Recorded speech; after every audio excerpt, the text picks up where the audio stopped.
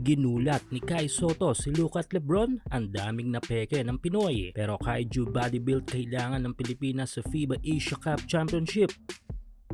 Makalipas ng halos 2 buwan na pagkakawala sa basketball scene ng ating NBA hopeful na si Kai Sotto ay maraming nanabik sa ilang mga latest updates para dito kay Kai. Lalo na noong puro talo ang inabot ng ating national team sa kanilang trip sa Doha at sa last FIBA window ng Asia Cup qualifiers ay mas lalong lumutang ang malaking kakulangan ng isang Kai Sotto. Dito tuloy na patunayan ng lahat na ang dating kinu-question ng marami na batang patpaten sa laro ay siya palang main man ng team, kung saan ay most of the time ay sa kanya umiikot ang opensiba at depensa ng mga plays ng Gilas. Kaya noong hindi na nakalaro si Kai sa Gilas ay naging malaking butas ito sa lahat ng mga plays ng ating pambansang kupunan. Hindi nga natin may tatanggihan sa 5 naging laban natin nito lamang sa overseas. Yes, though may AJ Edu at Abay Junmar Fajardo ay hindi sapat upang punan ang kawalan ng Kai Sotto. Kaya naman this FIBA Asia Cup Championship kung saan ay makakasagupa natin ang mga best of the best team sa Asia kasama lang ang Australia at New Zealand ay in reality ay kailangan natin ng isang Kai. Kasi kung iisipin kung natalo tayo sa kupunan ng Egypt at sa Team B ng Lebanon tapos inupset tayo ng Taiwan at no mercy tayo sa Tall Blacks, meaning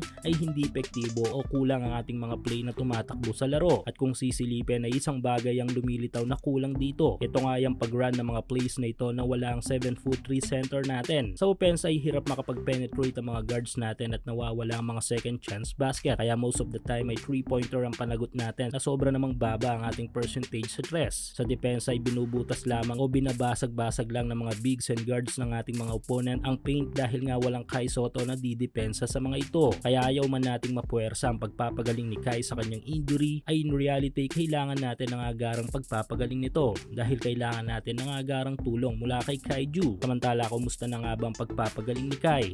Base sa mga recent, lagyan ng thrill ang inyong panonood ng laro with 1x. Hulaan lang kung sinong team ang mananalo sa laro sa PBA, NBA, MPBL or any basketball league in Asia. Pera na agad yun kapag tumama ka. Lalo na ngayon na patuloy pa rin ang pamimigay ni 1x ng 6,000 pesos bonus sa inyong unang cash in. Kaya i-click lang ang link sa ating comment section at ilagay ang promo code na makikita nyo sa ibaba ng inyong screen.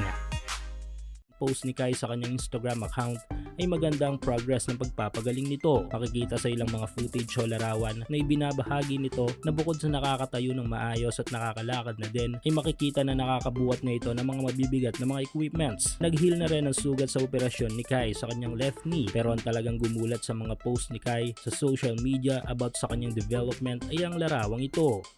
Yes, lumaki na nga ng gusto ang katawan ng ating pambato. Since hindi pa nakakagawa ng mga 5-on-5 competitive game, ay sa gym pa lang ito namamalagi at idinidevelop ang kanyang body build. At hindi lang Pinoy ang nagulat sa katawan ngayon ni Kai, kundi even ang dalawang NBA stars ng LA Lakers na si Luka Doncic at LeBron James.